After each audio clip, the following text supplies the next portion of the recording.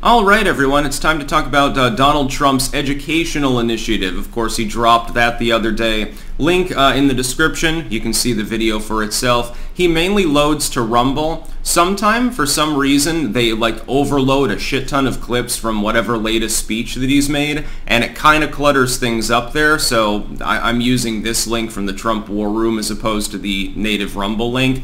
They should probably format their releases a little bit more strategically, because otherwise, you dump 20 videos, you may have really great stuff there, but people aren't necessarily seeing it. Now, just to be clear about how notifications tend to work on vlogging sites, just a heads up. Anyway, his educational initiative overall, I would say, is good. It's sort of what we need to hear.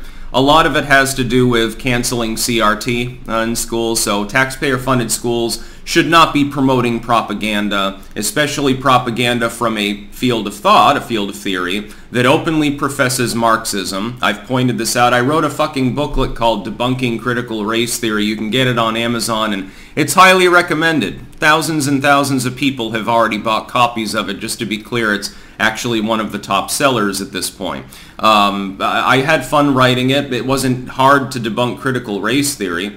Hell, debunking critical race theory, it comes in 5 parts because there are 5 basic constructs that critical race theory adheres to. There are 5 basic points. One of them is literally a self-admission of Marxist and feminist ideology being a part of the core of what makes critical race theory.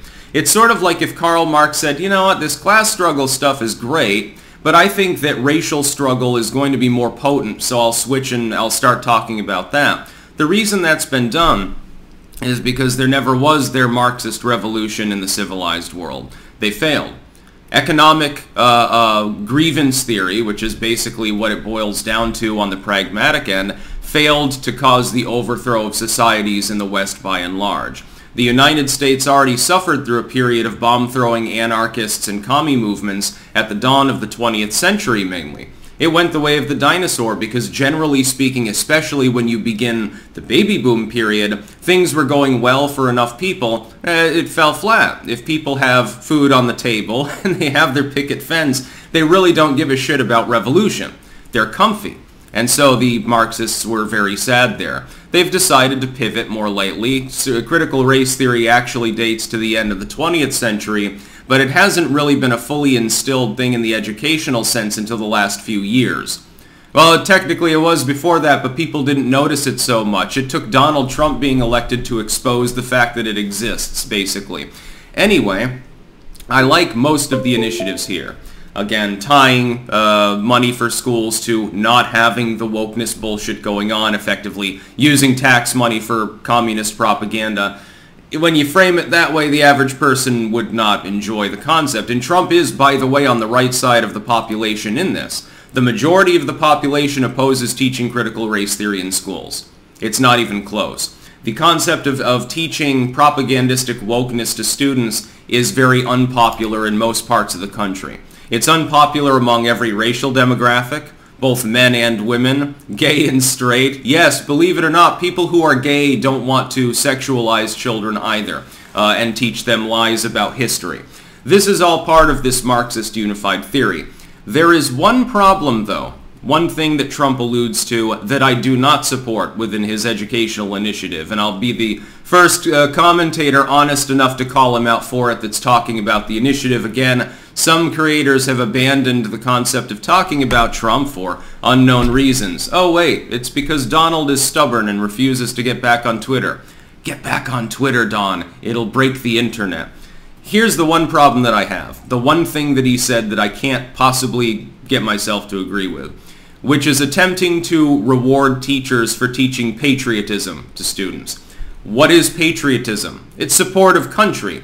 That doesn't mean support of any particular unified group of policies. There are some universal standards that are generally agreed upon, but I don't really think that, and Trump actually contravenes himself in his own sentence. He says, well, we're going to reward the teachers for being patriotic and teaching good, American values to students. That's fine. Teaching them civics is something that needs to be restored to schools. You could have just left it at that, by the way, and nobody would have a problem with it. Hey, we want to teach civics again, and not just this watered-down history bullshit. It's so boring, half the students don't even listen to it. We want to teach them some pragmatic understanding of their constitutional rights and the underpinnings of the revolutionary foundation of the United States and Western civilization.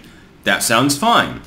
Convincing them to be more patriotic and rewarding teachers, possibly of a monetary nature, for pushing what a specific administration would conceive of as patriotic, falls flat for one very important reason.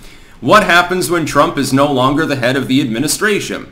He gets a second term, and he institutes his patriotism policy, which already, again, I don't know, if you're teaching math, you don't need to teach students about loving, George Washington, just to be clear.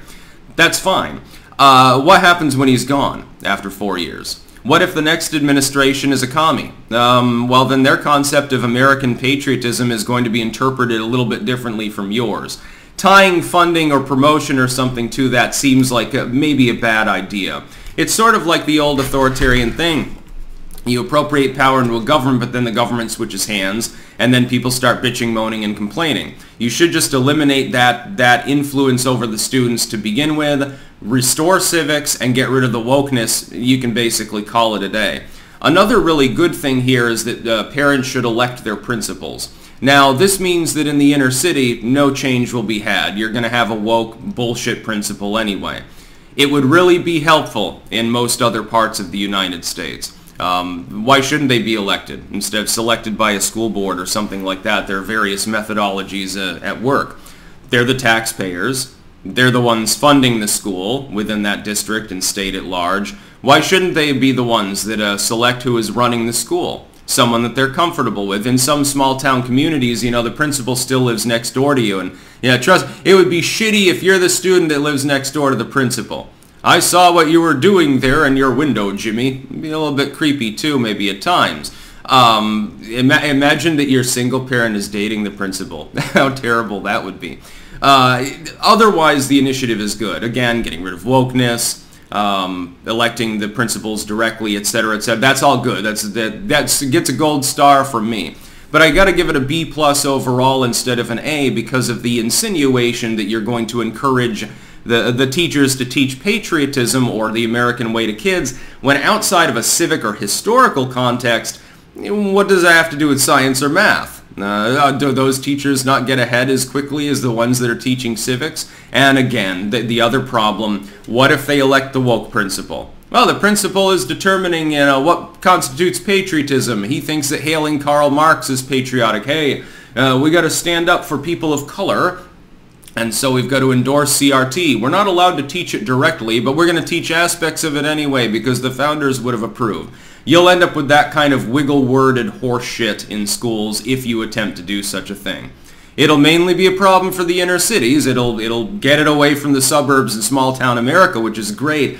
It's going to compact the issue of inner-city crime and basically, at this point, the ghettoization of entire urban swaths in the United States. So I can't support that particular part of the initiative. Again, link in the description. You can watch his entire speech for yourself.